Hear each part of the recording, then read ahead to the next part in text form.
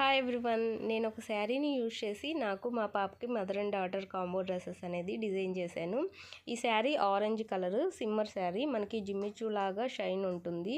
So ఇవి ఫ్రాక్స్కి బాగుంటుంది. అలాగే ప్లెయిన్ శారీస్ అయినా దీని మీదకి పార్టీ వేర్ టైప్లో మనం బ్లౌజ్ ఏదన్నా స్టిచ్ చేసుకున్నా కానీ లుక్ అనేది చాలా బాగుంటుంది.